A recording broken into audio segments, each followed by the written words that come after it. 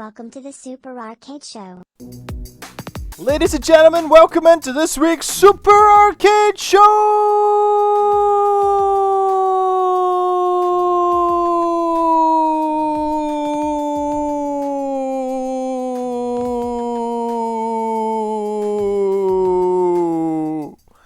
I think it's enough from me. Hello everybody, welcome in. It's time for this week's Super Arcade Show. I am blessed, as always, to have the most wonderful staff and wonderful sidekicks in the world, and I'm going to bring one of them into the show right now. This week we are joined by the man with who always has the plan, the man, the one, the only, the Sam. Hello Sam. Hello. I'm every mid-20s something podcaster. I'm a white guy with curly Labrador boy hair and a black hoodie plus LED lights. I also have niche interests.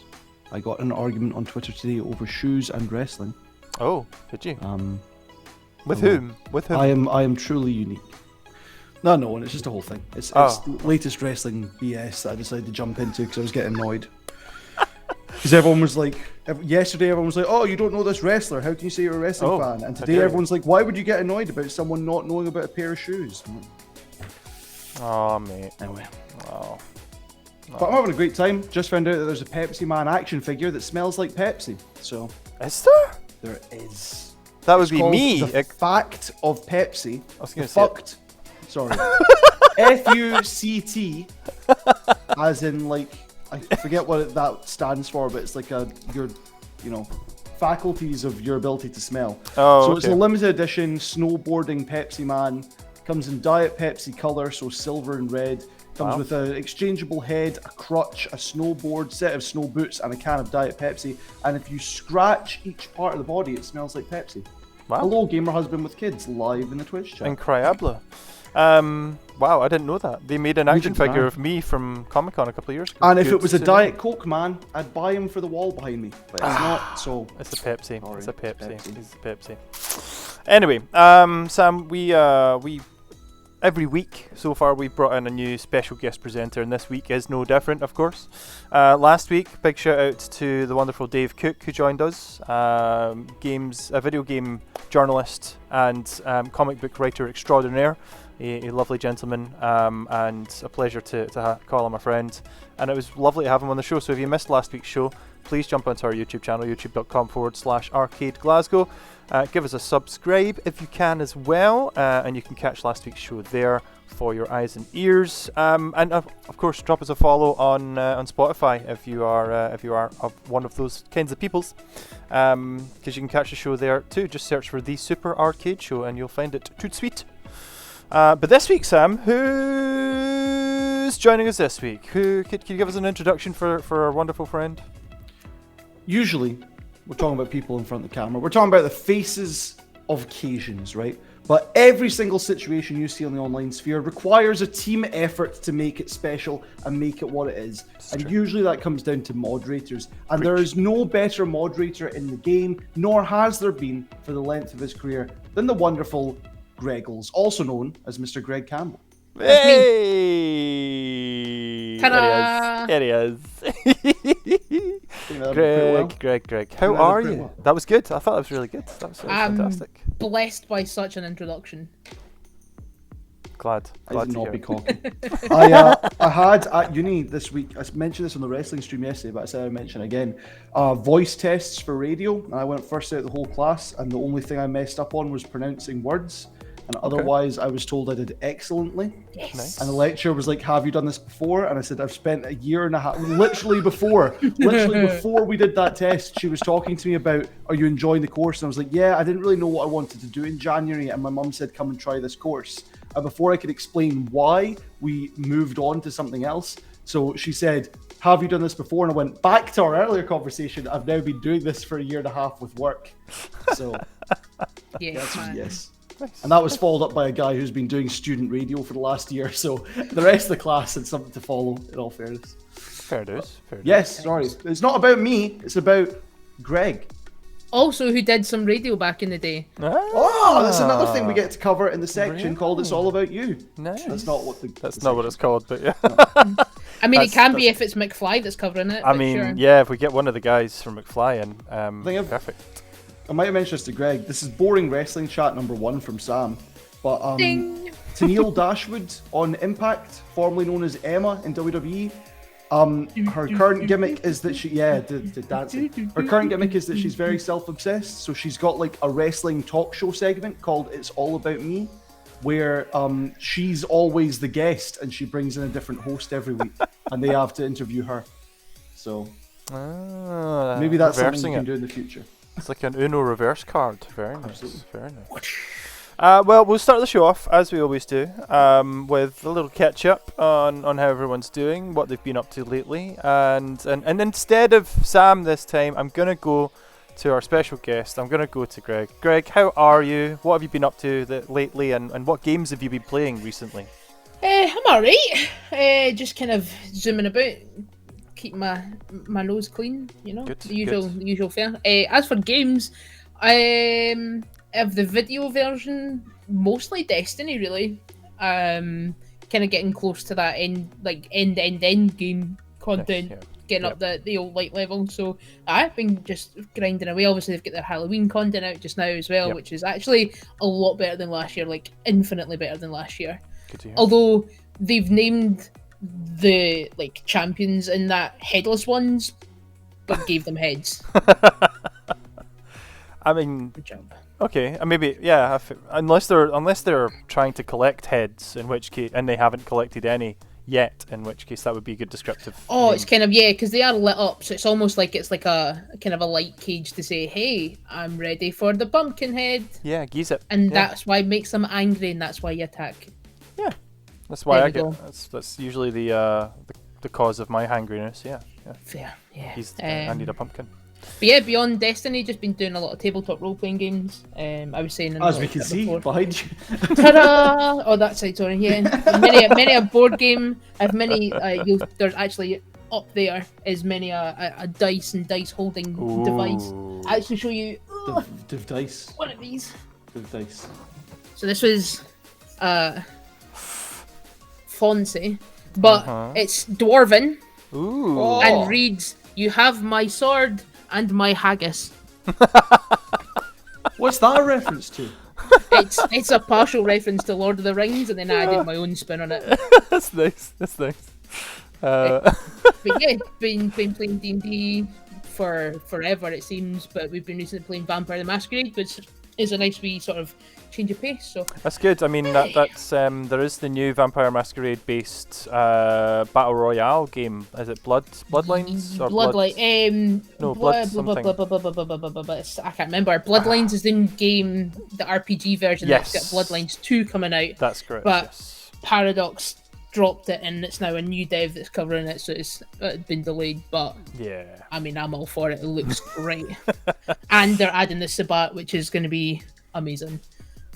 Nice. I'm still give the video game a good go.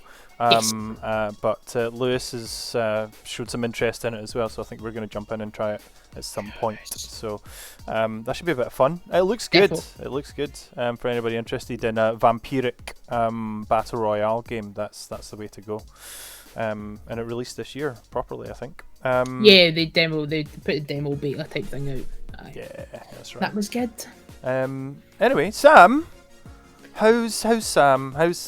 You've given us a brief look into your week so far. How have you been apart from that? What else has been going on? Sam, to add to the list of Sam having a great week, I also got an extra 40 minutes compared to my classmates for lunch yesterday because I finished our radio editing task super early because it was using multi-track software. And what have I been doing since January for our Patreon? Using multi-track software. Yeah, to edit videos. So if you're not already a patron, you can go over to patreon.com/arcade Glasgow, support the shop, support these shows, and also get a bunch of extra content on top of that. Now that I've talked about my week, I want to share with you a bit of breaking news here in the UK. This is from the I thought you were doing Darude Sandstorm there. That was horrible. This is a very nicely condensed way of doing this. Is from the Talk Radio Twitter account. Okay. A policeman who took 2 packets of Jaffa cakes from a charity stall without paying the full price has been sacked from West Yorkshire Police. PC Chris Dwyer paid 10 pence for 2 packets instead of £1. Oh. He was found guilty of gross misconduct and given an instant dismissal from the police force. Oofed. And I think that is wild. Imagine having to apply for another job and then having that as your reference. Why were you let go? Yeah. Everyone very correctly pointing out the massive criminal accusations and convictions that are levelled against police officers, and they don't get fired, but Jaffa 90 pence too little for Jaffa cake. Yeah. I was going to obviously draw the comparison between a US police officer and a UK police officer, and that's quite an extreme as well, but you know. So that's how my week's gone. I also got another Too Good To Go bag. If you want to see what I got from Too Good To Go this week, you should go to the R-CADE Glasgow Discord. You should. You can see a photo of all of my takings from a Polish supermarket. I've been enjoying some delicious chocolates earlier that have like cherry fondant jam inside. Oh, fondant. No, what's it called? Like it's like a curse. Essentially like the filling you get in Rose's chocolate. Anyway. And they gave me a bag of ladyfingers and a cake base, and I don't bake, so I'm panicking. And I went out and bought marshmallows and chocolate chips and chocolate sauce, and I've got ice cream, and so I'm going to try and work out how to bake the ladyfingers so that they stay, and then just I don't know. I panicked. You could just befriend some local wildlife with the ladyfingers, to be fair. You know, like make a seagull friend. Yeah. Create a TikTok account for just the life of the seagull and get hundreds of millions of views. And in the ongoing saga, my neighbour across the hall is still dead. You still got their drugs. I've still got their boots package. The boots package has been sitting by the front door for so long now that it's starting to flop open as the adhesive that keeps the box closed is worn off. Their doormat was put back down, indicating they were home. Okay. And then it's been cleared again 2 days ago, and the floor mat is now back up and hasn't been put down again. So I have no idea what's going on. I have chapped several times at various hours of the day. I'm not always doing it in the morning or always. It's different times of the day, and they're still not answering. You're trying your hardest, Sam. You're trying your hardest, and we appreciate it. And I hope the dead neighbour also appreciates it too. Speaking of trying our hardest, we've got lots to get through today. We do. Should we fire into our first segment of the day? I think we should. Go. Let's go. It's a bit of this.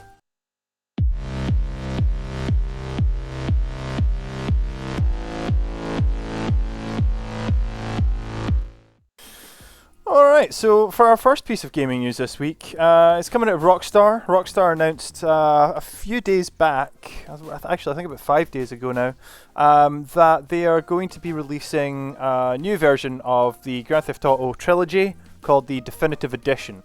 So the Trilogy already exists, the Trilogy being Grand Theft Auto 3, Grand Theft Auto Vice City, and Grand Theft Auto San Andreas. Sorry, trying to get falling all over my words. But Rockstar have announced the Definitive Edition, which is a visually sort of touched up, I hate using that phrase, version of the games, and they've added some sort of quality of life stuff in terms of gameplay updates and stuff like that as well. So it'll play, the older games will play more like the more recent GTA 5. So these are scheduled for release sometime this year. I think early reports or rumours are saying they were aiming for November, but it might not be until December that we'll see physical releases. And what they're going to do is next week they're going to take away the current digital editions of 3, Vice City and San Andreas that you can buy through Steam, etc. And they're going to be replaced with this bundle called the Definitive Edition at a new price point of, it's going to be £70 UK on PlayStation 5 and Xbox Series X, but the older generation versions, Xbox One, PS4, I think the PC version, Steam version, and Nintendo Switch are going to be slightly less than that at £60. And that's due, like I say, later on this year. It's a bit mad. There's also going to be an Android and iOS versions of the 3 games, the Definitive Edition, which won't be released until next year, so we're not going to see that until 2022. But it's it's fine, I guess, but I think the name for me is a bit misleading. It says it's a definitive edition, but it's only the 3 games that you can already get a hold of, to be honest, in sales. Usually I've seen them as low as £10 for the 3 games for GTA 3, Vice City and San Andreas on Steam, for example, on a Steam sale. It's a bit mad trying to charge £70 for a slightly updated version. But it's supposed to mark the 20th anniversary of the original release, so I guess they kind of get away with it. And people tend to pay that much money for games anyway, and that's kind of the thing right now. But what are your guys' thoughts on it? I mean, £70 for an updated version? Rockstar are just milking a dead horse. Like that is really their chat right now. Like they are just, you know, they announced that they're doing GTA 6 and are now doing everything possible to filibuster. Yeah. Till that's ready. Yep. And it's like, oh, we might have a wee. Here's another event. We might no trailer today. And it's just Rockstar just need I'm 100% in the core of take your time, make a good game. Yeah. I'll wait. Yeah. But I hate when devs and publishers come out with crap like this to make more money when they could just, I don't know, like just concentrate on put all the resources into the new one. Aye. It makes zero sense. Like, especially as you say, like when the games are effectively 30 quid at the moment, you're now going to upcharge it by 40 quid for a slightly prettier version. And I suppose it's kind of something that with the now current gen of consoles, the PS5 and the Series X, are kind of just, that's Microsoft and PlayStation's things. Like, well, here's a game that you've been able to play for 20 years and you're quite content with its graphical style, but we'll make it look a little bit pretty if you give us an extra 15 quid. Yep. Just whatever, I know, it's mad. The other thing is, like I said, it says it's a definitive edition, but there are at least half a dozen other 3D GTA titles that are not included. It's only the 3 games. It's just GTA 3, GTA Vice City and San Andreas. And you're missing like Chinatown Wars, Liberty City Stories. The Ballad of Gay Tony. Yeah, exactly, right? These should all be included if it's a definitive edition. And if you were to pay that 70 quid, I would say that you should get the whole shebang. And that would make it worth it. But you're not. Totally. Sam, you were about to say something, sorry. It is Grand Theft Auto, the Trilogy, the definitive edition. I know. They are not saying it's the definitive edition of all GTAs. Just saying that if you want to play the GTA 3 Trilogy, that is GTA, Vice City, and San Andreas, then this is the version for you because it's updated, it's to modern aesthetics, and you can get it like this. That being said, charging £70 for, as you say, something you can pick up for pennies all over the place if you just buy retro is not something I would defend. I'm usually someone who's like £70 because technology is becoming more expensive to make, and there's various reasons why £70 is like understandable from a company standpoint. Yeah, £70 for games that already exist that you could buy on these consoles already is not a justifiable amount, in my opinion. No. I think probably the angle they're going for is that the kids that are going to be buying this or asking for their parents to buy it, especially if they're releasing it in the end of November, beginning of December, Christmas time, buying in the Christmas time, the kids are going to be wanting it, will never have played these games before. Mm-hmm. I mean, I am a defender of remakes and reusing IP from, like, if you remake a movie, fine with me. I'm not someone who's going to sit here and criticize and say like, that's, there's other things you can do. Hollywood make new movies. I think it's fine. But re-releasing a video game that is exactly the same in every way apart from a graphical upgrade is not the same thing as remaking a movie shot for shot with new actors and new settings. And scenes. This is the difference between those two. This is the difference of like doing a HD remaster of Final Fantasy VIII, for example, which you can get online. But then the complete rebuild from scratch of Final Fantasy VII, which they did for PlayStation in the last few years, and they're continuing to do with their chapters, that is worth it because so much time and effort has went into meticulously rebuilding that in a new world, in a 3D world, that you don't get with the original.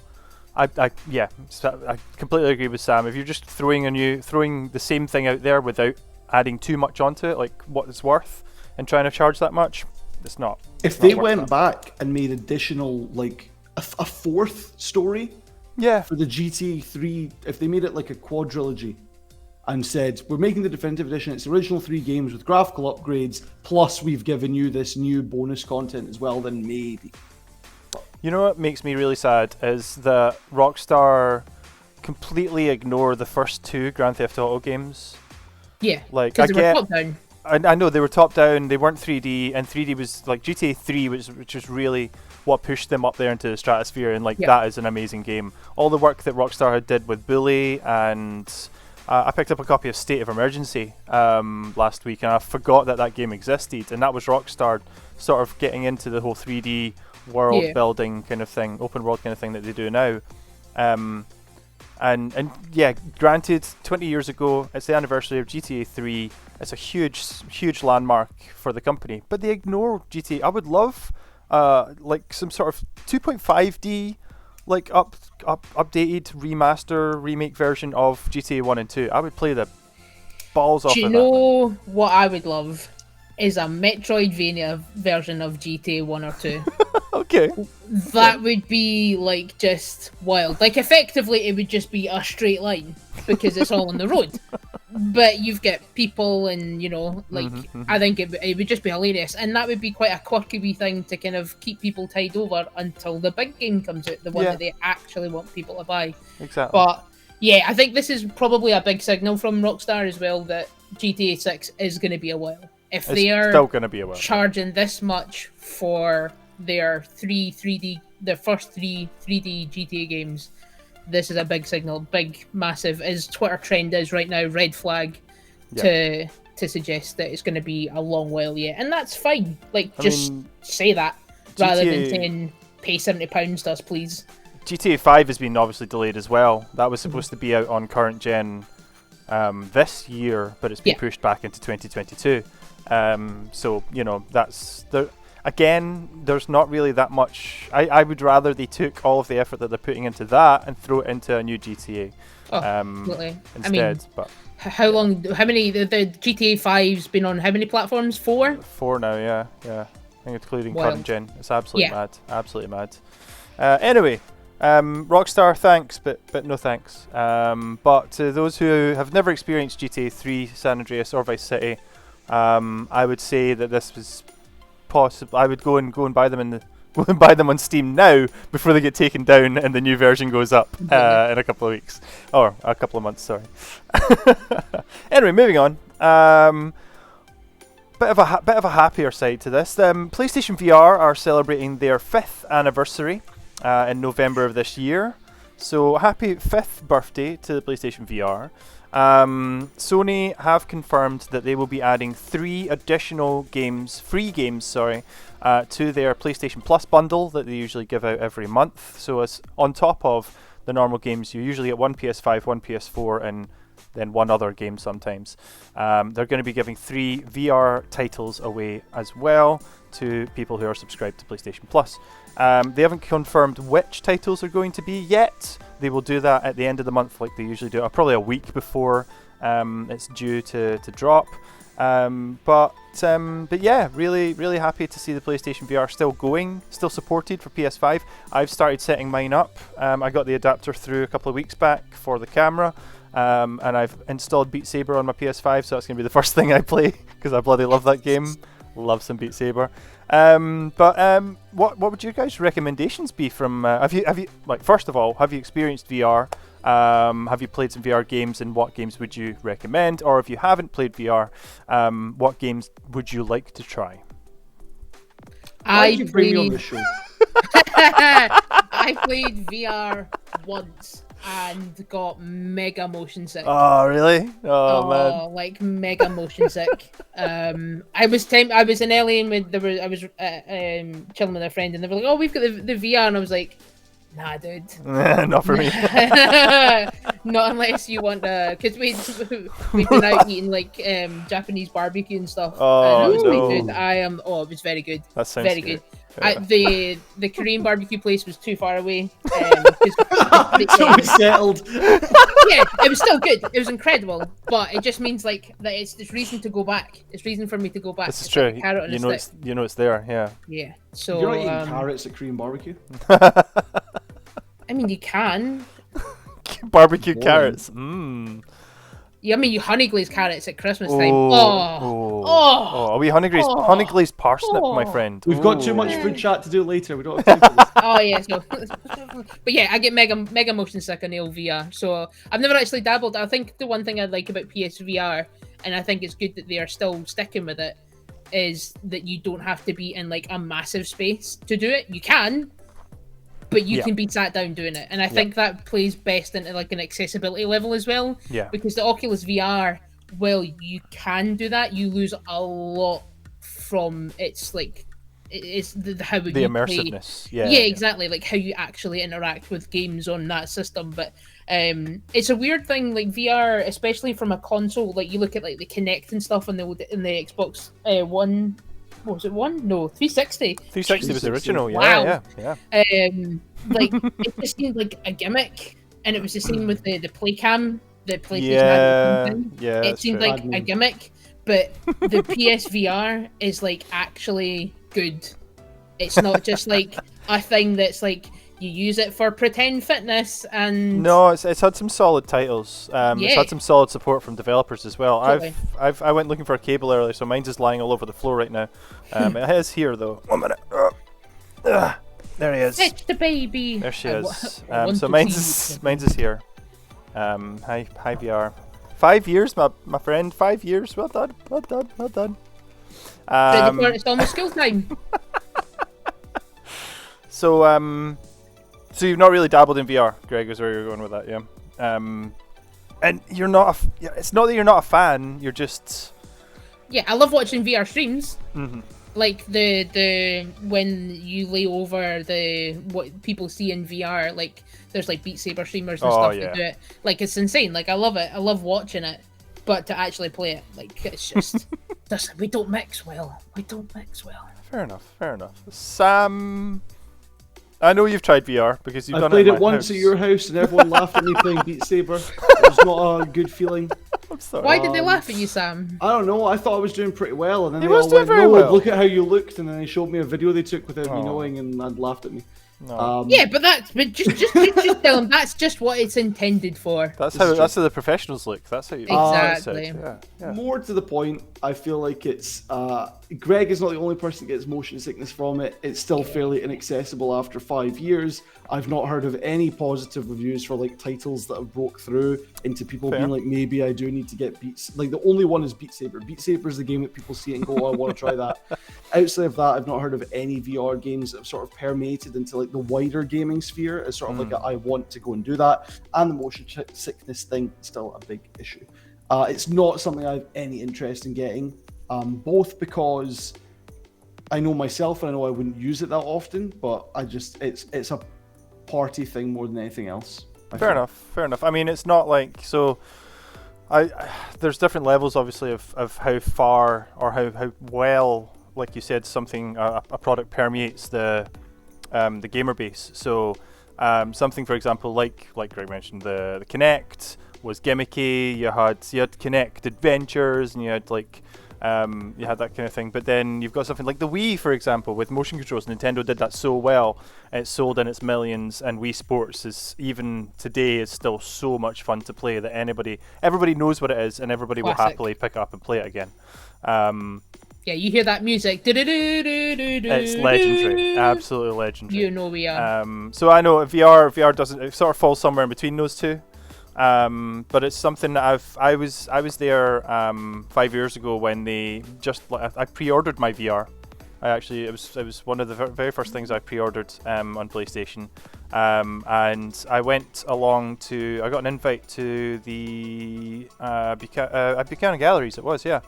So just up by Sainsbury's at Buchanan Galleries, PlayStation put on like a showcase where they had basically hundreds of PS4s, hundreds of VR headsets, and all the different games that you could try. And you basically got booked in for a time slot, and you could go around and try everything. So I tried the Batman VR experience. I played where they had a setup with the steering wheel and the racing bucket seat for Drive Club VR.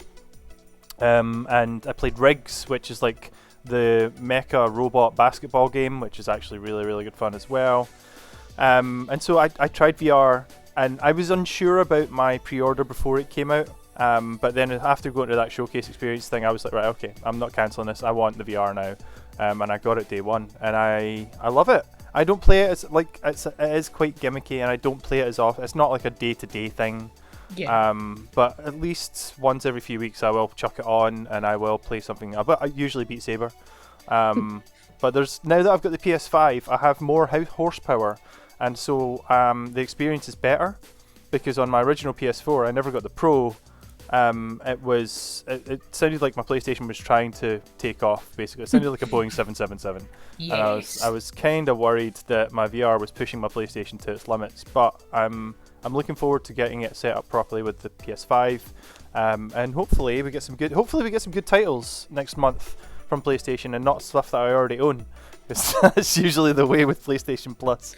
It's already games that I have.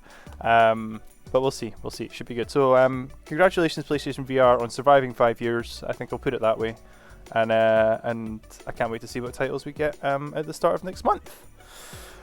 Anyway, moving on to the other side of the coin. Microsoft, what have you been up to? Well, Microsoft have been in the news recently because they are going to start investigating or putting together a report to do with what's called right to repair. Now, right to repair is something that's really close to my heart, and it's something that I support and something that I want to do. I want to be more proactive about in the future.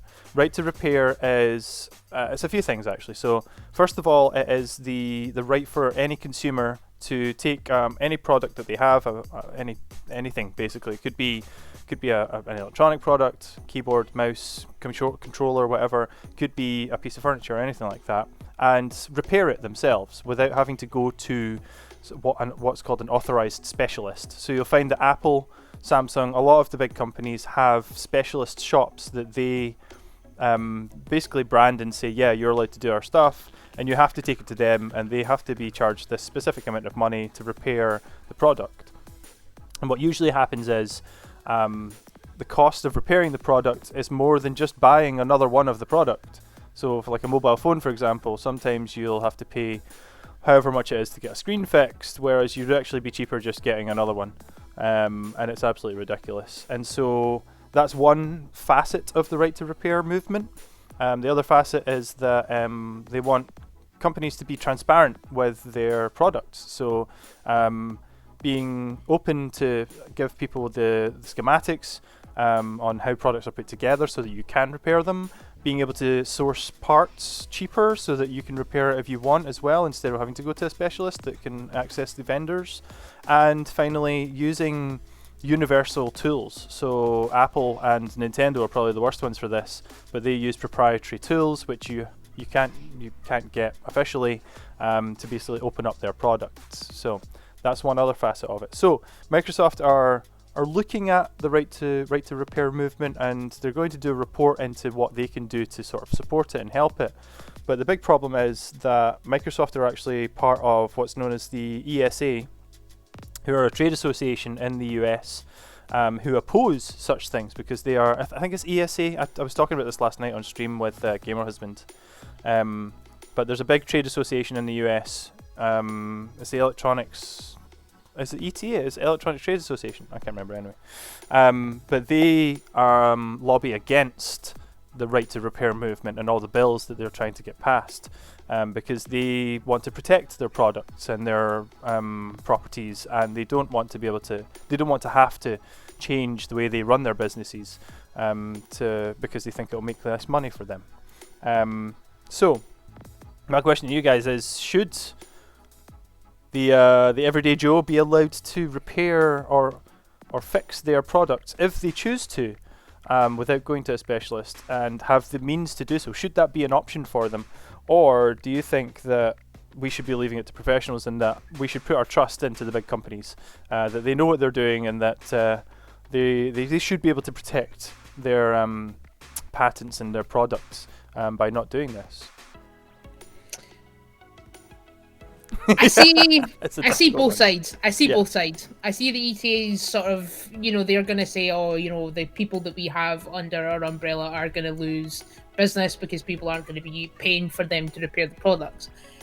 I understand, we live unfortunately in a capitalist society that requires trade of money, whatever. But I would say that there's probably a middle ground to find, whereby the ETA invests somewhat in STEM, in teaching people how to make it more accessible for people to join their organization to make that their job if they want to. Because you look at any STEM field at the minute and try and get a 13-year-old to want to go to high school to study those subjects. Probably not going to want to, unless there are going to be some outliers that will want to go into a STEM field ASAP. But if you see when your PlayStation gets broken, you're knackered, aren't you? That's it, it's ruined, it's broken. Yep. What if I say I can teach you how to fix that and fix other people's stuff at the same time? I'm in, sold, done. Not only are you saving yourself money, but you're also giving yourself career options. And I think that's probably the middle ground where the ETA need to say to Microsoft or whoever, because I like the idea. I totally support people repairing their own stuff. It bugs me something rotten when I see people sit, it's the simplest thing to fix, and they go, nah, I'm just gonna buy another one. It's nah, get it fixed. Get it done. It's simple. It takes a wee bit of know-how and a wee bit of bravery to just get fired in about it. And people are fear, yeah, but if I break it, I'm out of money. It's you're out of money anyway because you're planning on buying another one. Oh, gets my goat. But I totally think that there's a middle ground to find, and that they need to invest in STEM studies throughout all of across the globe. It's not just in the UK, it's not just in America. Across the globe, they need to invest more in STEM, and I think that's probably the meeting point between the two ideals. And it's I want the big conglomerates to be more transparent and sort of work with people instead of fighting against them. 100%. Which is the hardest part, because I don't touch any Apple products for a reason, because I know they are difficult to work with. They try to maintain their own ecosystem where everything is within that, not just on a software level but on a hardware level as well, which is fine. But at the same point, I would like the choice of being able to fix something myself. I have the skills and I have the passion to want to do that. Mm-hmm. Give me the tools and give me the knowledge and the ability to do that, instead of saying, no, don't touch that, give it to us, we'll sort it out for you. Sam, what are your thoughts? I think Greg is onto a winner with the idea of investing in STEM work, because, it would be ridiculous for me to come on here working where we work with all the stuff that you do. Third-party stuff should not be done. Relying on the producer has a lifespan. If you own a Game Boy now, you can't send it to Nintendo and say, hi, there's a problem with my 30-year-old bit of tech. You need to learn how to do that yourself, this is true, or find a third-party person who will be able to do that for you. Yep. On top of that, though, I do think it is a problem for companies when people who don't know what they're doing try and make changes and fix things, and they solder wrong and they mess it up and it stops it from working at all. And then it's handed back to the company and say, this isn't working. And say, well, that's because you've messed it up more than it already was. So investing in something like STEM would be really good, but that only hits a certain percentage of users rather than everyone. I think it's best to still have these structures in place where they can help you to repair products if and when needed, but not demonizing people who try to make that fix on their own, because it's just more financially viable, and then having to come back and say, look, I tried and I failed, and hopefully you can help with this. So. Yeah, completely. It's you'll go onto YouTube or you'll Google a fix for something and you've given it a bash, and as you say, Sam, you'll eventually reach a point where the home handy person will not be able to advance it because they either don't have the tools, or there might be sort of a a sort of foundational knowledge of something that's missing that an expert or someone who does repair them have. Yep. But there's a boy on TikTok, I can't remember his name, an Aussie boy who repairs all sorts of Apple stuff, and he's great. And I think it's totally brought to light that everything's fixable. And yeah. I think Sam's right in that technology is one of these horrible fields that eventually these things that break become antiquated and no one knows about them unless people retain that knowledge. Continually do it, yeah. So it's something that I think needs, and especially with the climate crisis that we have ongoing, the disposal of silicon products, of plastics, of things that are not recyclable, renewable, if we're able to renew them by fixing it and making them consumable again, capitalist and sort of ideals, but nonetheless, it's going to help prevent things going to landfill. So from an economical and from a environmental point of view, being able to repair something and maintain it for a longer length of time is better for the environment. Full stop. It's not better for the companies because they don't sell as many of their products and therefore don't make as much money, but there might be some way of finding a middle ground, like you said, Greg, where instead of charging us stupid amounts of money for a brand new product, or making it a balance where if you don't want to go with the newest phone, it'll cost you just as much to keep your old phone going for as long as you want to, and then you can take the newer version of it, you know? Yeah, completely.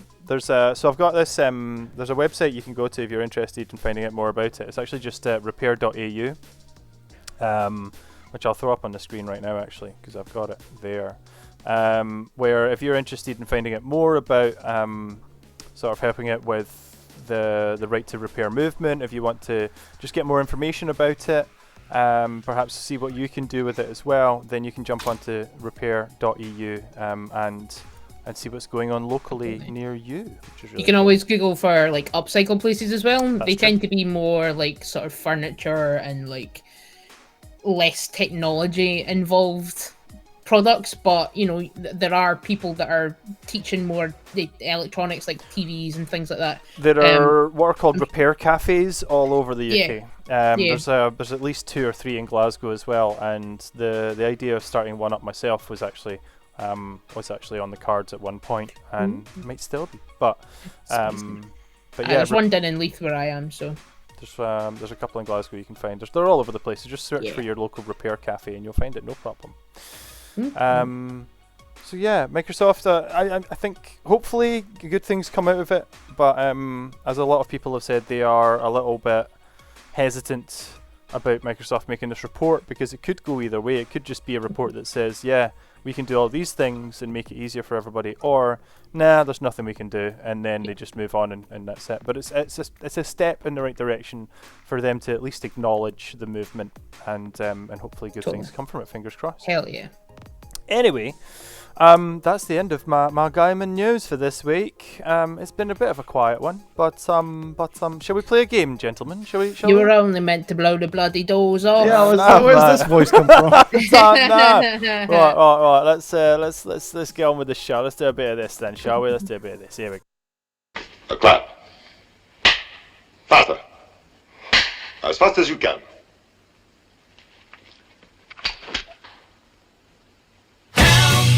I need somebody.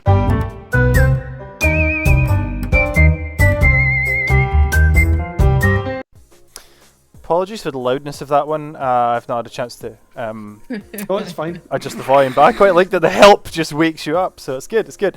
Ladies and gentlemen, this is Quickdraw, a game that R-CADE did not steal from anywhere else. We totally came up with this ourselves. And Where did I steal this one from? I have no idea, dude. I don't know. Everything's plagiarised. Let's just go with Funhouse. No, for once. Not Funhouse. Leave Pat Sharp alone. Whole lot of fun, prizes to be won. Sorry. First thing that comes to mind is Friends. Like the one episode where Phoebe the one with the game. Joey Actually, to ask a bunch of questions really fast to get people's honest answers. Oh, right. It wasn't even that, but that's the first thing that's come to mind. That I thought when you said the one with the, or when you mentioned that, I thought of the one with the game, which is my favorite episode of all time of Friends. Oh yeah, where they play for the other flat. It's actually called the one with the embryos because Phoebe goes to get inseminated with her brother's stuff in that episode as well. Oh yeah, she's not there. I know. Anyway, all right. This is Quick Draw. It's a game where whoever's hosting, whoever's running the game, presents the rest of the crew with quick fire 2 option questions, this or that, to get the honest reaction. Usually we have 15. Yeah, I've got 15 about that. different Yeah, questions. I've got about that. Yeah. This month is, of course, Spook Month. It is the spooky month of the year. It's Halloween. no. It's my favourite month. So I Nice have decided to do a Halloween-esque themed quick draw. So are These one you themes. are you guys ready? Yeah, boy. Okay. Let's make this. I'm gonna turn the music off and make this more tense. Okay, here we go. Owls or bats? Bats. Owls, Witches or wizards? Wizards. witches, Vampires or zombies? Vampires. zombies, Caramels or chocolates? Chocolate. caramels, Werewolves or monsters? Werewolf. werewolves. Dressing up or no dressing up? No Dressing dressing up. up. Ooh. Graveyard or haunted house? Haunted Graveyard. house. Do you want to be the last one alive or the first one to die? First one to die. Last one alive. Creepy dolls or evil clowns? Creepy Evil dolls. clowns. Is Halloween cute or creepy? Creepy. Indifference. Cute. Is it You can't sit on the fence, Sam. This is not how the game's played. That's how I play the game. That's not how it's meant. Is it spoopy or spooky? Spooky. Spoopy. This one's weird. Why is this here? Aliens or ghosts? Predators. Predator. Ghosts. Skeletons or mummies? Skeletons. Mummies. Potions or spells? Spells. Spells. Nice. And finally, trick or treat. Treat. Treat. We answered the same on 3 of those. And that was the quick draw, ladies and gentlemen. That is A Halloween it goes special. fast. There you go. There's, I don't know. There's So I suppose the easiest way to go, Sam. Why would you be the one to be the last survivor in a zombie because I apocalypse? like life. Yeah. That's a good question. It's a very Yeah, good but question. you think about it, you could technically be the last to live, but also be in excruciating pain because everyone else died quicker. That's True. true, but at least That's I'm true. alive. I don't know. I don't understand these people who are like, death doesn't matter. I'm like, no, death matters. There's no proof that anything goes on, and if I have a finite length of time, I want to extend that as long as possible. So I'd like to not be murdered in a heinous, bloody killing. Thank you very much. That's And just me personally. on that note, let's move on to this.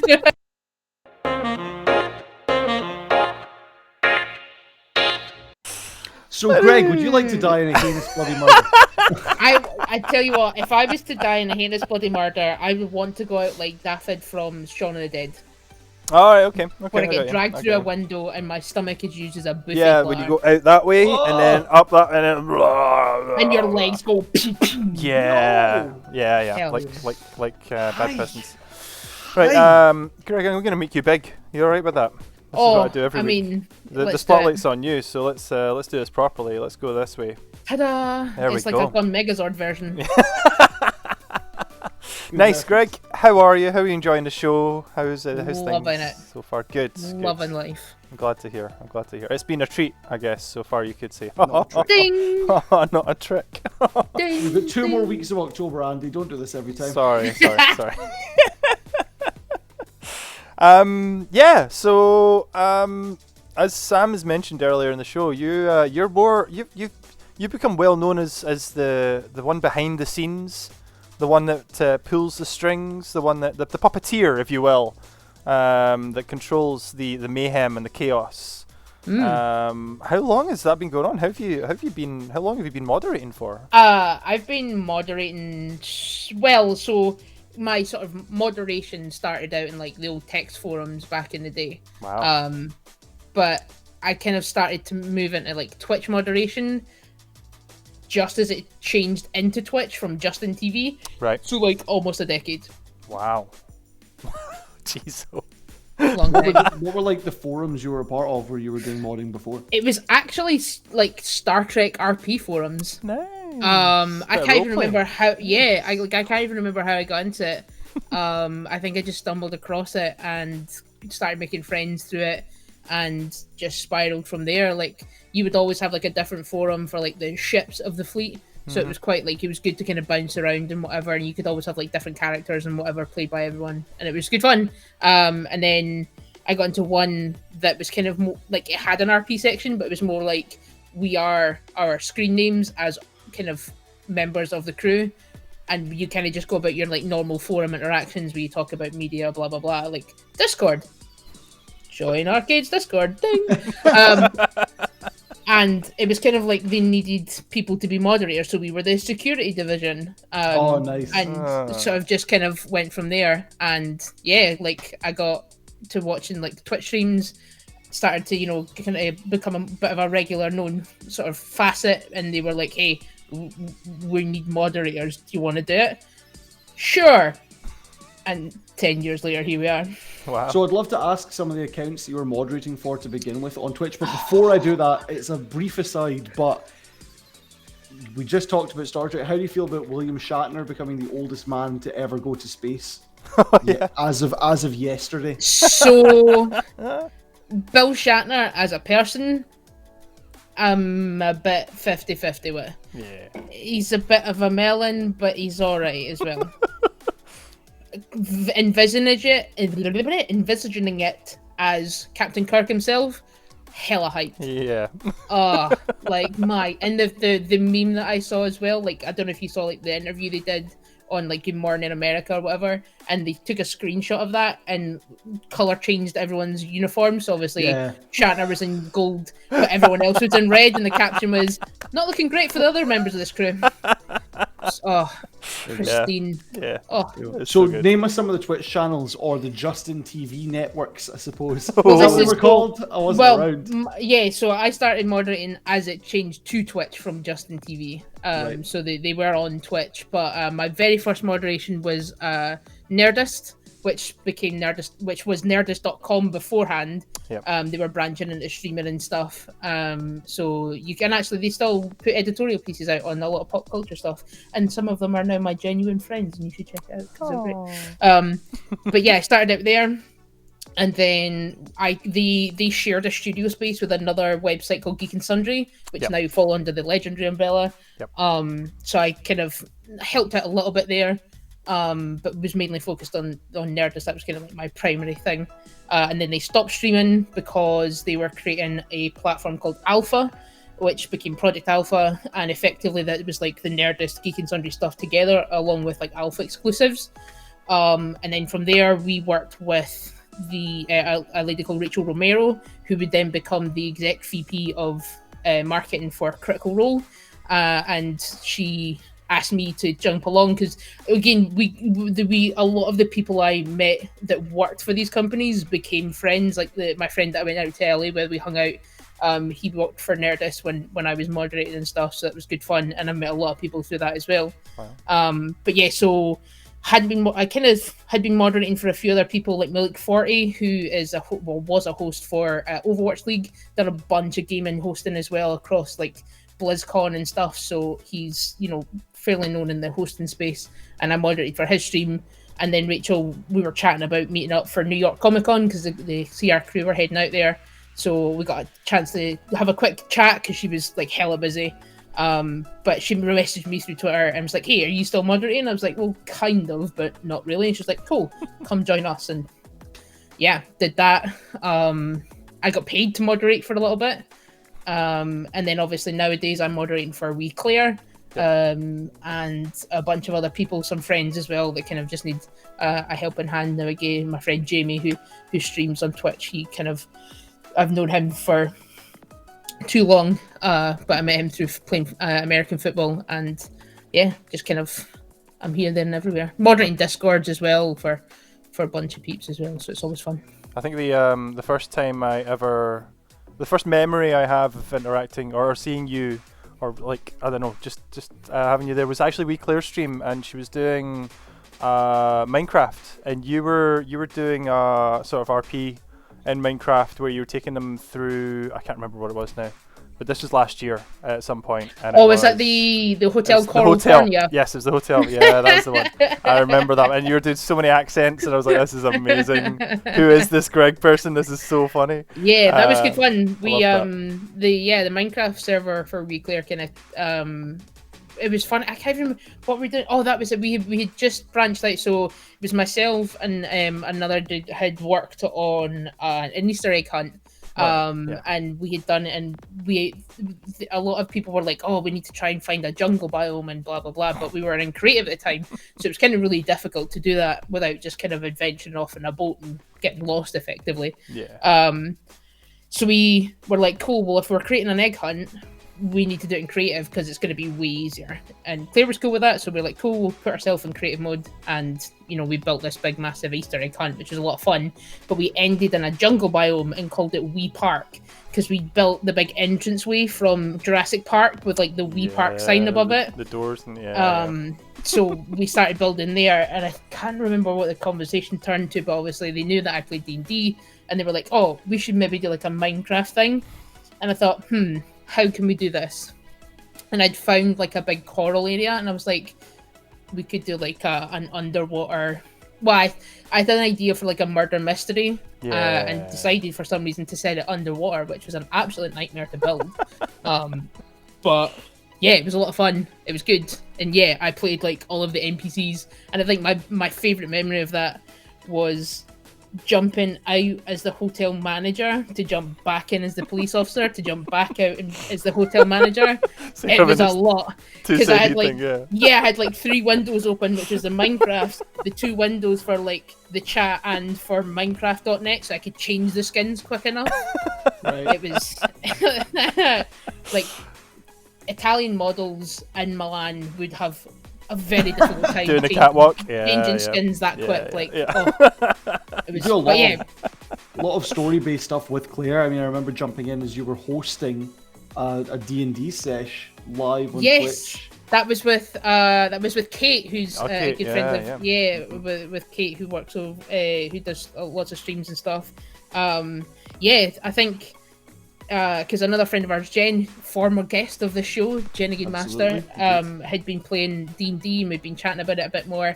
And Kate says, "Oh, I'd love to try D&D." I was like, "Well, find me people that you want to play D&D with, and I will run D&D for you." She was like, "Wait, what?" I was like, "Yes, I can run D&D. Like, if you want, find me people that you want to play D&D with." And yeah, we ended up playing in a one shot that I created, which is one of my favorite creations ever. Effectively, it's set in an area called Candlekeep, which is based around like a large library. But the sort of basis of the game is that they don't know which story they're going to get. So I basically themed their adventure over 6 different short stories. Nice. And they then sort of at the sort of behest of the dice roll, it chooses which story they get. But yeah, I ran that for Kate, for Claire, for Jen, and for one of Kate's moderators. And it was good fun. Yeah, it was a lot of fun. They all had a grand time. So you clearly like presenting, you like hosting, you like the drama of being able to do different characters and voices and all these things. Yeah. Why have you not taken everything you've done online a step further and become somewhere in front of the camera? Why has that not been something you've got? Or is it something that I just don't know that you have tried to do in the past? I did for a little bit. A person that I now have a bit of a tested relationship with, and I haven't spoken to in about 2 years. Tried to do a audio-based, kind of more like a voice acting type thing. And it was great for the time that we did it. I played. We effectively had come up with the concept that we were hosting a fantasy news show. Excellent. So we would already take, on board. Yeah, we would take like real life stories and make them into like a fantasy aesthetic. Yep. So we had like an agony uncle part for my character where I would read like a story basically that was based on Jeremy Corbyn. And just, it was the weirdest thing ever, but it was a lot of fun. And my character was like this kind of high and mighty vampire who was like the the forever like host and what have you. And the other person's character was like a bit of a dim-witted ogre. But the secret was that the ogre was actually really smart, that he just had a bit of a dunk in the head, and we had a lot of plans, but yeah, that kind of that fell through. But I'd always thought about doing some voice acting and stuff, but it's very difficult to get into. I did actually have a voice test with a studio in Edinburgh, and they were like, we love your energy, but we know that you're very rusty in terms of the acting part, and that's one of the big things. So I've been working a little bit kind of in my own time and whatnot, to try and make Do that again. that better. Yeah. Excellent. And With that project you just mentioned, obviously you just Yeah. said you tested relationship with the person you were dealing with.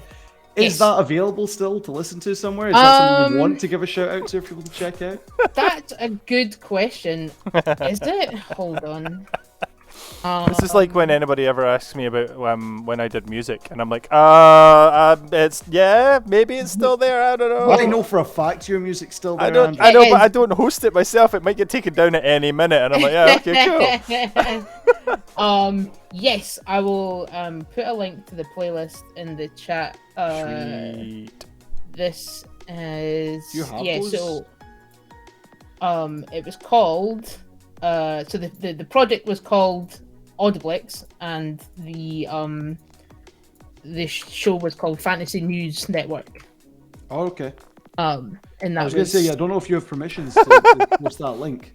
You're a mod everywhere else, but not here. No, yeah, it's cool. I'm used to it. It's fine. It's great. Like I love when like I go to certain places and I'm like, oh yeah, I can do this. Oh wait, no, I can't. I think we should just make it. We should give you like an honorary modship, like when famous people get doctorates. Congratulations to Marcus Rashford, by the way, for just being given an honorary degree. From Yeah, I Manchester. saw that. Yeah. Well Which deserved, my Marcus. uni, for some reason, posted about. I mean, that was all down to his work with kids' schools and Yeah. meals, and Yes. he's been a powerful force, to say the least, Completely. in that horrible way that they've been treated. Yeah. If you pop the link in, I don't know, send it to one of us privately, mate, and we'll I'll pop it in. I know where to put it. there you go. Yeah, Look at that. look at me doing things. So, But yeah, so I suppose the TLDR of that very extreme tangent. I've always just been like the support character. Like I've never, I don't know. I think it's always something like even in high school, like I did tech for the productions, in school. Like I was like one of the sound operators, and like I was kind of happy with that. I was contented. I knew what I was doing, and just kind of I don't know if it was necessarily fear or anything, but just never really found the drive. Like I wanted to, but never really found the drive. So yeah, it's possibly something in the horizon. So that's the part of your Twitter bio where you say living that support role life. What about the part of your Twitter bio that says always the bridesmaid, never the bride? So that's kind of a nod to the fact that I am a big proponent of the saying like a rising tide lifts all ships. But generally my ship's in dry dock, not even in the water. Like it's getting nowhere. So that's that kind of like always the bridesmaid, never the bride. But I'm I'm contented with that. I get a no end of joy about seeing friends and really making success for themselves. Like friends that I've met through other friends, do movies of their own and getting hosting jobs and doing like really cool things. Like I get a buzz out of that. Like there's no end of hype for me that says I know that person that's doing that really cool thing. Like I don't love name dropping, but you can do. I can do when somebody gets a bit, like, oh, I know this person. It's like, well, guess what? Wish. Have that. So is that the benefit of doing things like moderating for you? The fact that you get to support people that you like getting to do something really cool that they want to do? Or is there some other element to being a mod, to living that support character life that you think benefits your own? I think it's funny because like when I was growing up, my cousin played professional football, so I kind of always had experienced that. Like I know someone famous, but I'm quite happy to kind of be supportive of him and do his thing. And it's even like meeting people through moderating and stuff who were like on screen, who did hosting of big things and whatever. Like it was still exciting for me to meet them because I thought this is a friend. Like I get to like chat about like all sorts of like wild stuff that they've been able to do, and I love just like sitting listening to the things that they were doing. Like a friend that I'd met through my friend in LA who had come to Newcastle to host D&D in a castle, who had then travelled up to Edinburgh for a couple of nights, messaged me, was like, hey, do you want to chat? I'm like, fuck yes.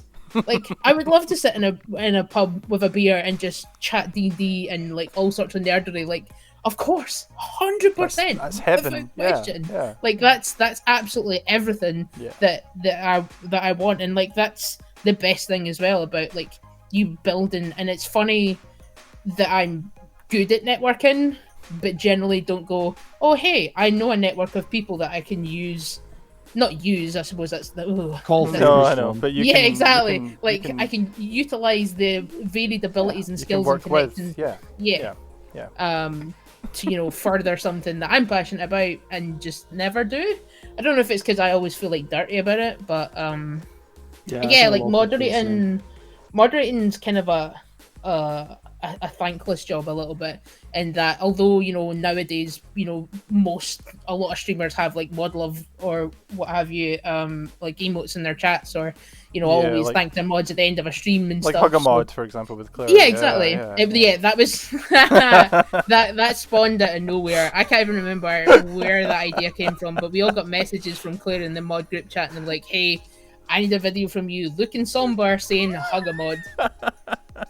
Sure. I love that so much. It's so good. And that's fun, like I'm always quite happy to take part in stuff like that with like WMF as well. It's always good fun. Me, Cactus, Quaps, Jen, Ellie when she took part, and you get TVR and Sam Jam as well. So and Walt who's Suds, joined and Suds.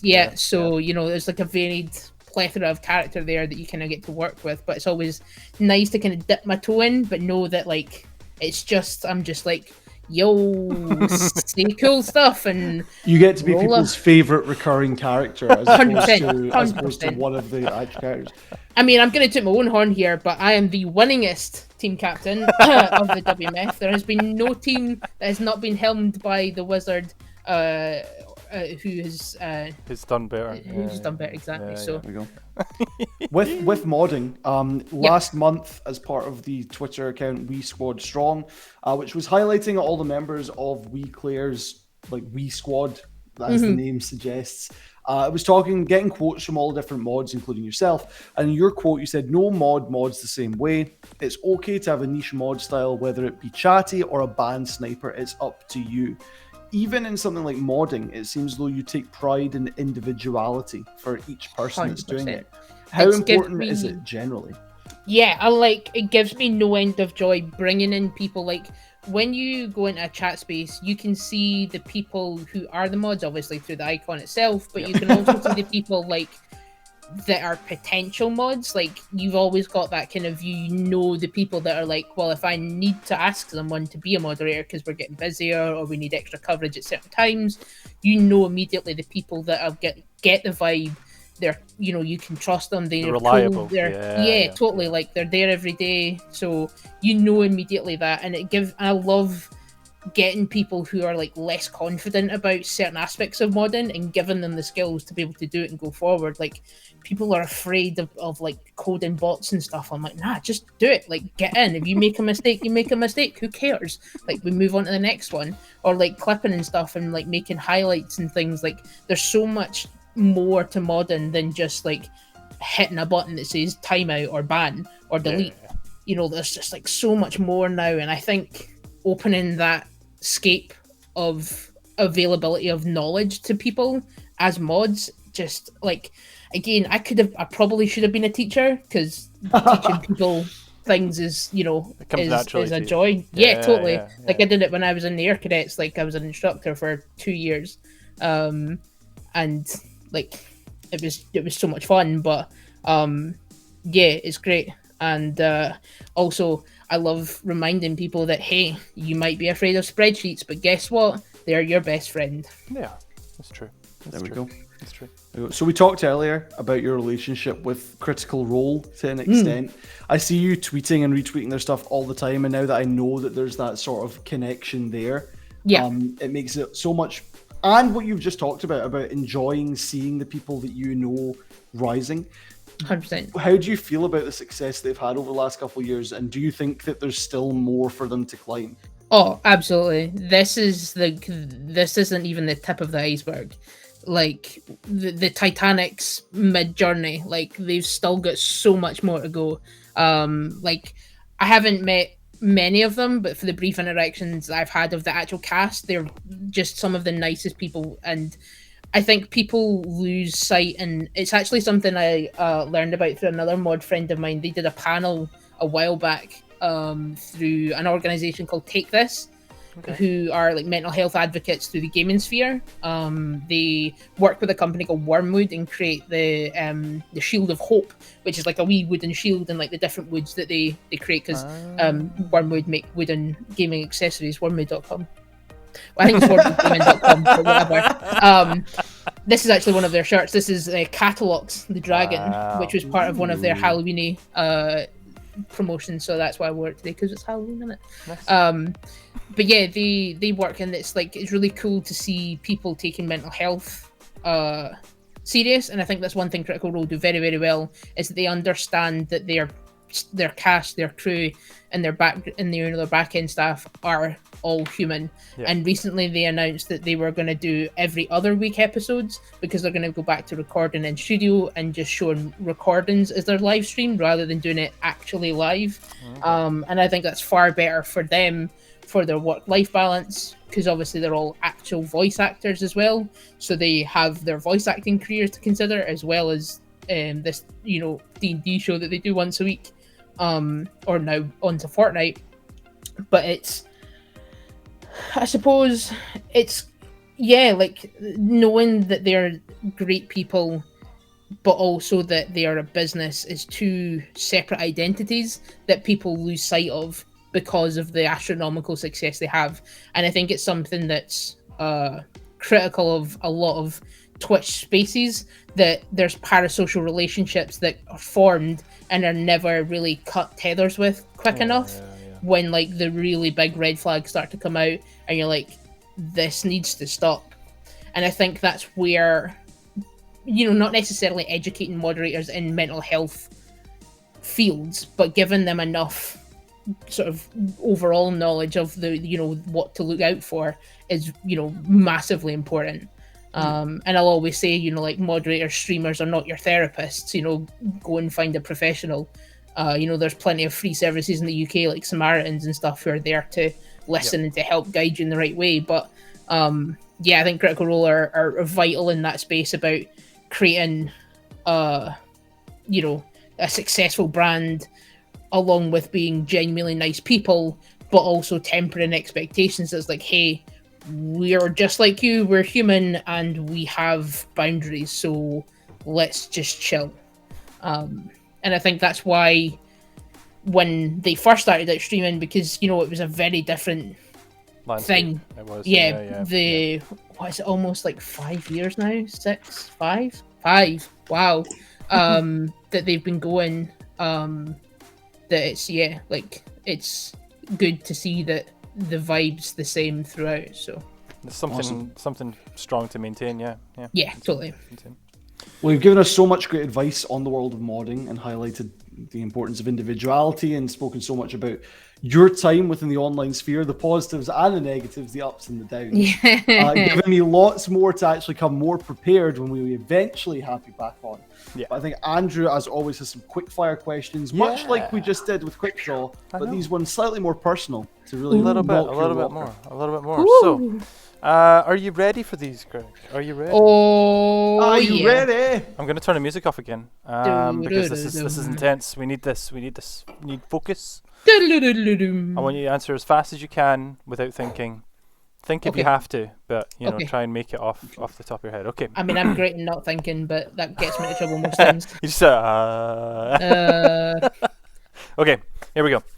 Question number 1: Marvel or DC? Neither. Both. Same. All of the above. Where did you go on your last holiday? Australia. Nice. Is it diluting juice or squash? Diluting juice. Obviously. Follow-up question: orange or apple and blackcurrant? Apple and blackcurrant. I was like, glasses or contact lenses? Glasses. Glasses, nice. Favorite type of pasta? Tagliatelle. Ooh, that one was for Sam, by the way. If you could hang out with any wrestler, who would it be and why? Adam Cole, baby. Did you brush your teeth this morning? 100%. Good. What's the best button on your keyboard? Tilda. And finally, can you tell me your sort code and account number, please? Absolutely not. That was quickfire. I mean, you're welcome to. It's not going to get you very far. Let me be perfectly clear about that. But yeah. I've been wanting to ask somebody for their sort code and account number for weeks, and you're the first one. I was like, okay, I feel comfortable Yes, pretending man. to ask for this. This is a good idea. Yeah, let's go. Cool, awesome. Greg, that was lovely. Thank you so much for telling us a lot about the world of modding, and thank you for all your hard work providing support for all the lovely streamers. Not even for us. You're Not just just a for us, valued just for member of our everyone. Discord, etc. Yeah, But, Exactly. I'm like the Jack Bauer of the R-CADE Discord. Everyone sees and knows that I moderate, and they're like, "Shit, I better behave because he has the links. He has the MI6 direct to Totally. Presidente links, knows. mishes on speed dial. Mish, is true. execute." There's some is true. stuff going down. Yeah. Anyway, let's do this thing. Yeah, it's this. That's the button. No, that's not that button. It's that button. There we go.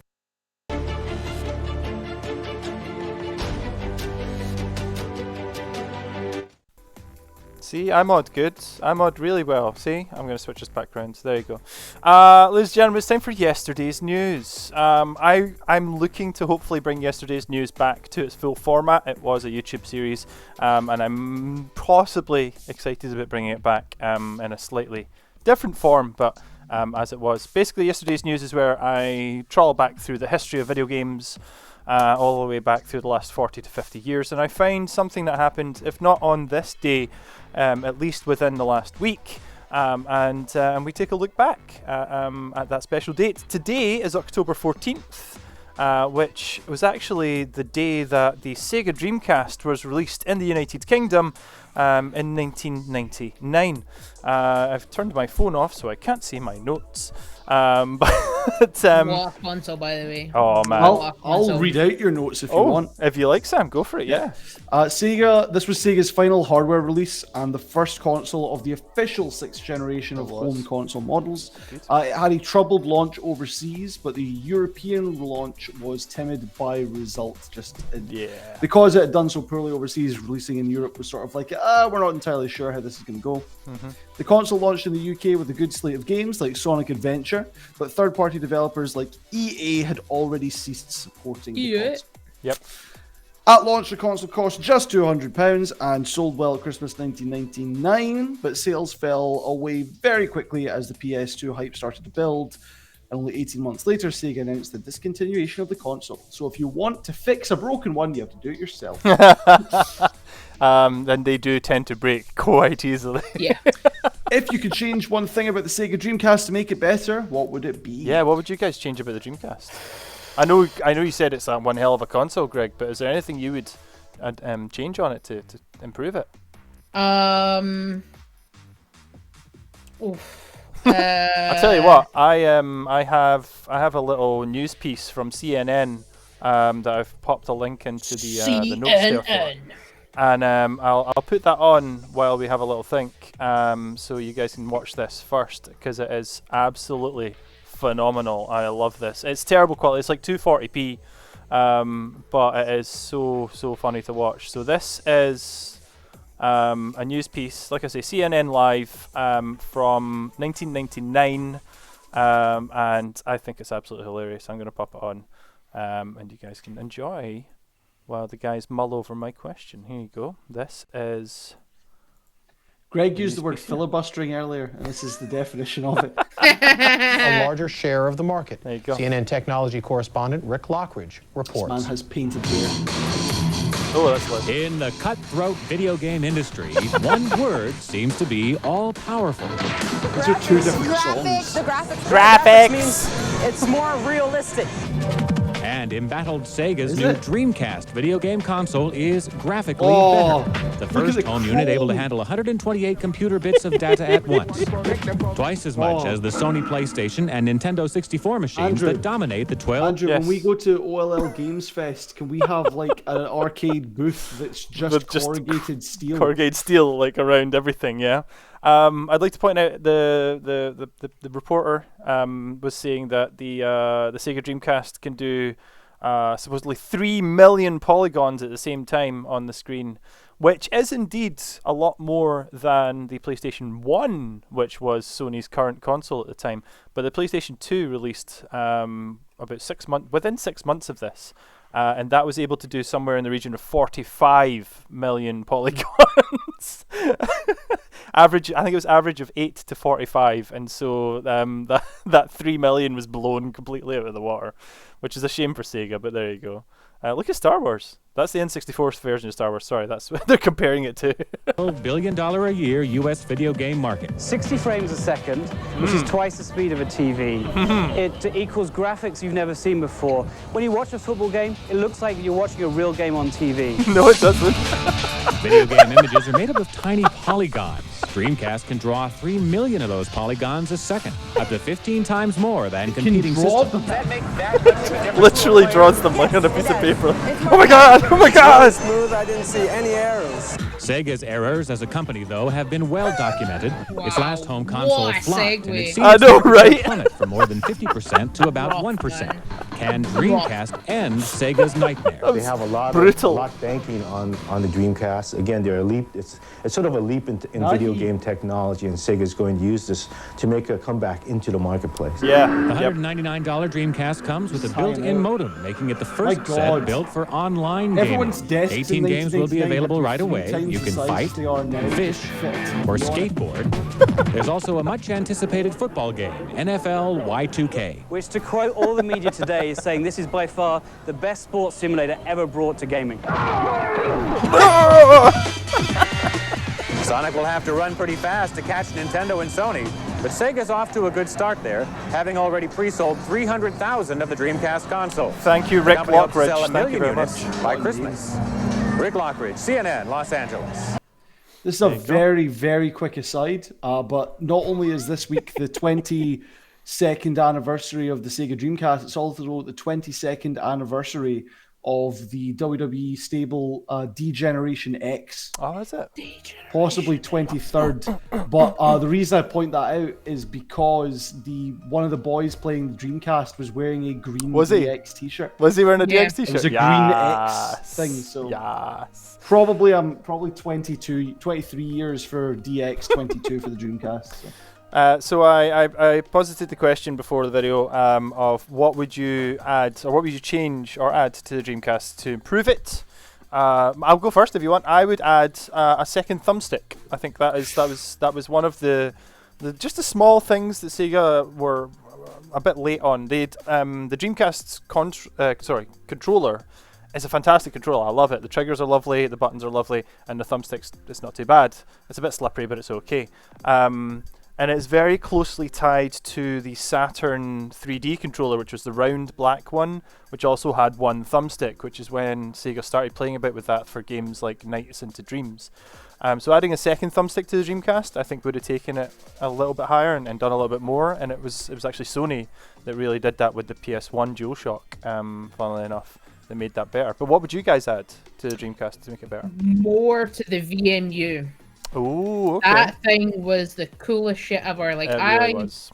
didn't get Tamagotchis, but you put little chibis of a Sonic game inside it and give me like actual reason to like make them better so that they race faster. Yeah. So done in.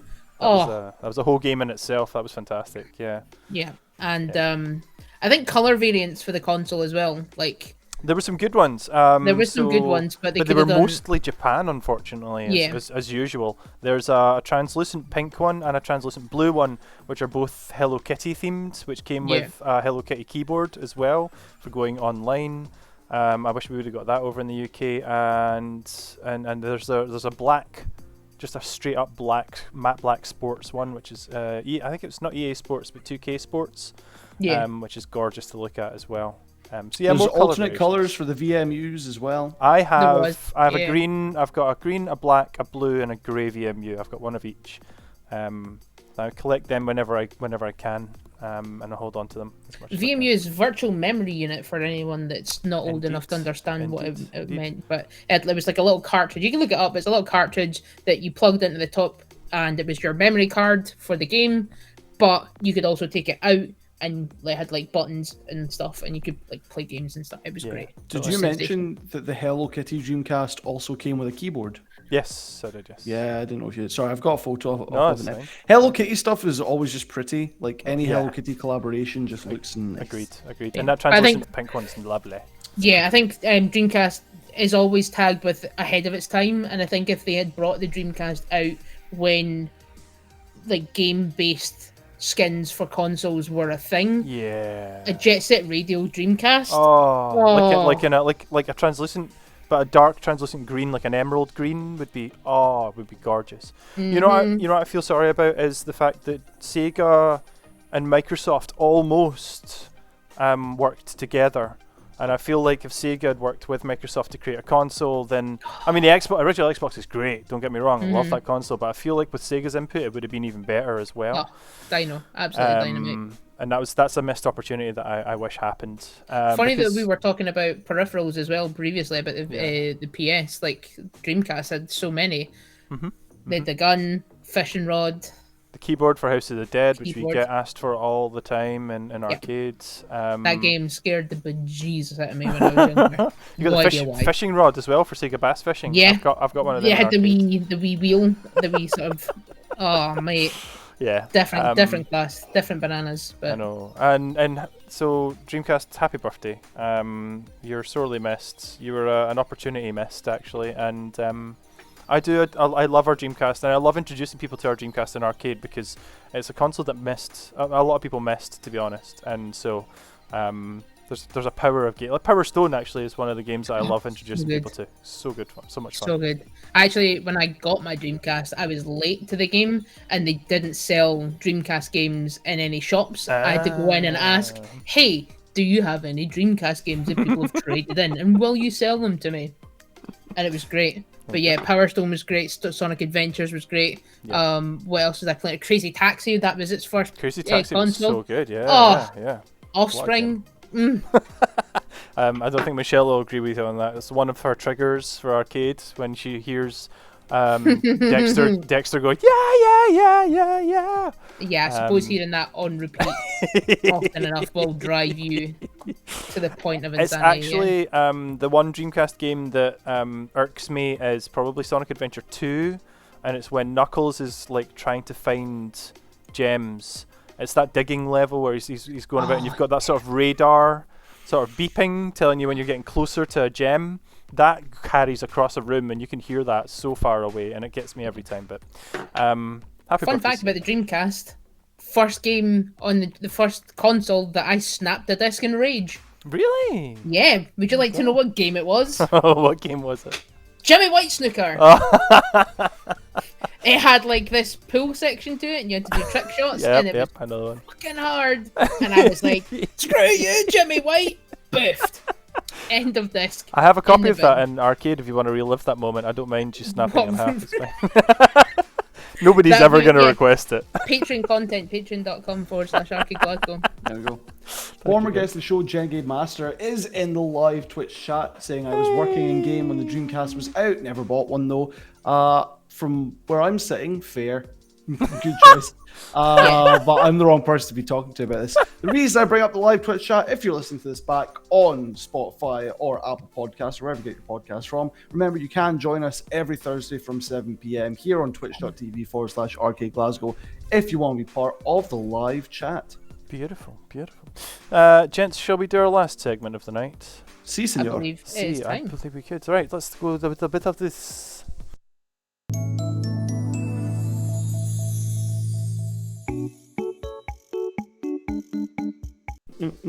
I really need to change the music on that. It keeps triggering me, and it's not a good thing. Ladies and gentlemen, this is Who'd It, Where'd It, What? Who did, where did, what did, how did, why? Oh, how did? Did I miss the how did? You missed the how did. It's I've all of mistyped. the 5 of them. Who I did, missed- where did, what I did, how can did, fix- I why? can quickly fix Who, that. what, when, where, and why. If you don't know this How segment, did- because we've got lots of segments and you maybe forget, who did, where did, how did, what did, why is where we take a strange product, usually a collaboration between 2 brands or entities, and we judge it harshly. This is the first time it's not been a collaboration or a specific product, but it is a regional food item that I was introduced to through Twitter this week, not once, but twice, from 2 different people with 2 different photos getting pissed off that this exists, and both of them had upwards of 100 likes, so we're fresh on the scene here. Fresh. I Fresh. have Speaking to of- ask, Is it fresh though? I have to ask Greg, do you like pizza? Do I look like I have the... This is obviously for audio viewers. I have the physique of a gentleman who very much so enjoys the baked disc of joy that is a pizza. Disc is an interesting choice of words It here. is. What's your favourite kind of pizza then, Greg? I'm not just talking toppings, I'm talking about the way it's been made. Do you like a flat Italian classic Neapolitan? Do you like a calzone where it's folded in half? Do you like a Chicago-style deep dish pizza? Or do you like the Scottish classic, a pizza crunch? So, very depends on the mood that I'm in, but if we're building the absolute ultimate pizza, it's going to be a sourdough base. Ooh. It's going to be premium tomato sauce. It's going to be a 3 cheese mix, mozzarella, American Jack cheese, which is controversial, but adds a clean sharpness to the cheese mix, and also a little bit of that like chili cheese that you get at Asda. Like, you know, the one that's got like this spicy one you get at the like deli counter. Yeah. That's my 3 cheese mix. And then probably good old classic pepperoni, smoked sausage, and haggis. What? Haggis on a pizza is so underrated, it's not funny. I swear to God. The first time I tried it, it was, I can't remember what pizza company it was, but they were giving out samples outside a Tesco, and I had haggis pizza from a truck outside a Tesco, and it was the best thing in the entire world. And I went, are you freaking... I went and bought 4 of them straight away after eating that sample. I was like, yes. Andy knows my thoughts when it comes to... Well, he doesn't know my thoughts, but I introduced him I know your thoughts. on a trip to France that we shared together, a romantic... Yes, that romantic, yeah, for us. Yeah. We got from like my favourite pizza place down there 5 pizzas to share between 6 of us. Did. But I made sure we got 2 in particular. One was like a white-based pizza, so cream instead of tomato sauce. Yeah. And it was covered in pesto-filled ravioli. And the other was red sauce base, and it was covered in spaghetti bolognese. And so I like when you put pasta on pizza. What I don't like is what I've been introduced to this week, which I believe is called Nebraska-style pizza. Oh dear. Yeah, this is the image that you sent me, Sam. I'm gonna zoom in a little because sorry, not Nebraska, Altoona. Where is Altoona? Altoona. It was Altoona style pizza. Altoona. Just for those. Altoona is in Pennsylvania. Oh my God. Listening through later on. Pennsylvania. Why? There you go. Why have you beholden me to such a horrendous... Like, I would rather look at crime scene photos than this.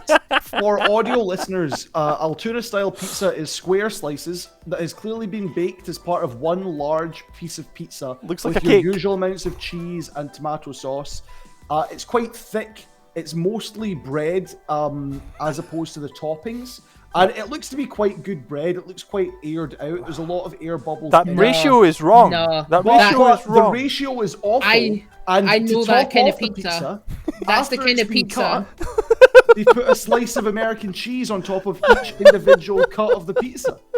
That pizza, I can tell you exactly what they've done. It's, you know how you get those like videos on TikTok or like the little foodie trendy videos on like Twitter or whatever, and it's like the big like 18-pack of buns that they cut exactly in half and they bake that shit. So this is what has happened: is somebody's got a big bastard of a rectangle pizza, put 1 slice of cheese on each bit, baked it, cut it, and been like, it's Altoona pizza. Nah, mate, you found the cheapest, shittiest pizza ever. I can guarantee that's like a bloody rock to try and eat. Oh, and that is not good the next day. There's always conversations about if pizza's good the next day. That is not good the next day. No. This is 100% crust. Yeah. You could break someone's window with that day after.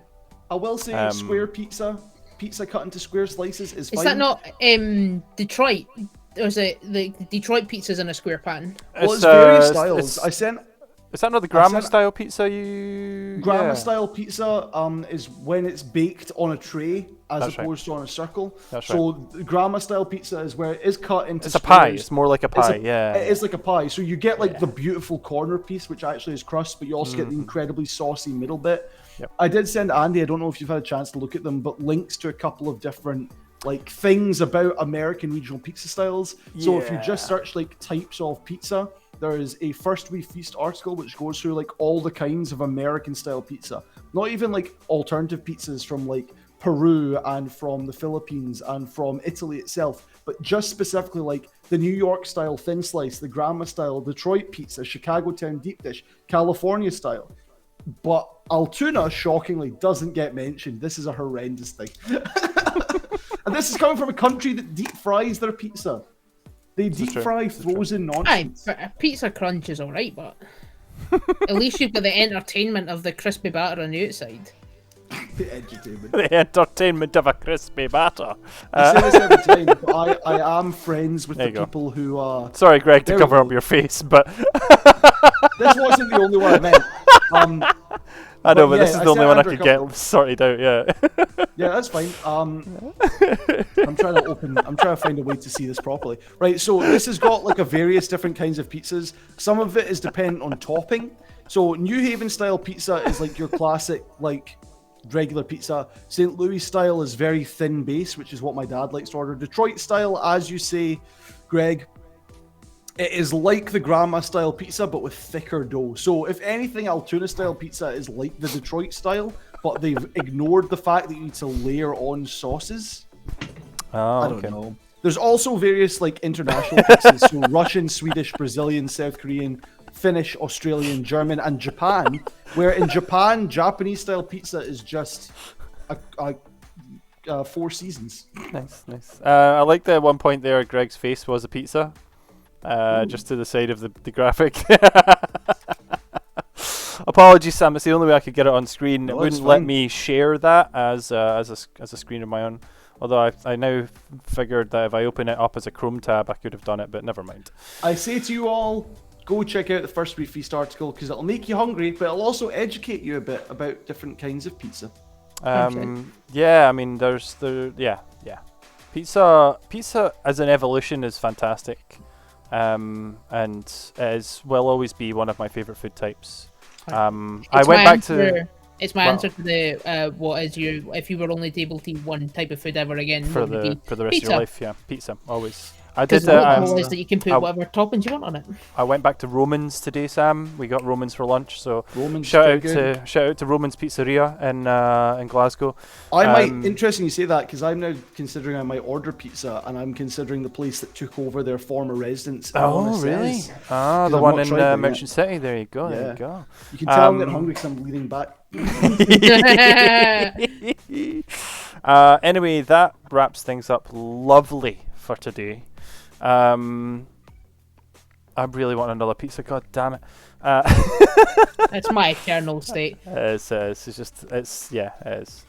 Greg, thank you so much for being on the show. Absolutely, it's been entirely my pleasure. It's been great. I always love just chatting utter nonsense for an hour and a half. Before we let you go, Greg, where can people find you? What have you got going on? Do you have anything to plug? You can find me mostly on Twitter. Twitter.com/Greg1756, and if you search Greg1756 on most places, you will end up finding me. Pluggity plugs. Nothing really, but oh yeah, TikTok, as Jen says, I generally ramble about stuff. Your TikTok is getting bigger and bigger. It's good. Randomly ramble about a lot of stuff and kind of clap back at the rhetoric that Scotland is. Haha, look at Scotland. We're not. We're taken seriously, friend. Exactly. Yeah. And I suppose the only other thing is to plug that the WMF is coming back in November, so you can see me and my OG compatriots take over and once again becoming the most winningest organisation. Awesome. Sam, thank you so much for for joining me again. And I've been here making 3 weeks on the trot. Making me want more pizza again. What lad? That's been the Super Arcade Show for this week, guys. If you missed any of it, then please jump onto our YouTube channel at youtube.com/Arcade Glasgow, where you can catch all the previous episodes from this series, as well as this one later on this evening. And if you are audio only inclined, then you can catch us on Spotify by searching for The Super Arcade Show. Make sure to drop us a follow so you get inundated with thousands of emails. So that you're notified when a new episode goes up. And we will see you again hopefully next week. And I don't know who we're gonna have. We don't have a special guest for next week yet because I'm very unorganized. Thanks. But stick around for the raid. I'm gonna chuck you guys over to. Is Toasty out having a walk? Is she walking? Is Toasty just going for a walk with the dog? Aye, Toasty's out and about. She's cutting about Glasgow. Let's go see Toasty, shall we? Because Toasty was in R-CADE at the weekend, so we'll go visit Toasty. Big shout out to Toasty. Greg, thank you so much. Sam, thank you so much. It's been absolutely lovely, and we'll see everybody next time. Everybody, say bye-bye. See you later. Deuces.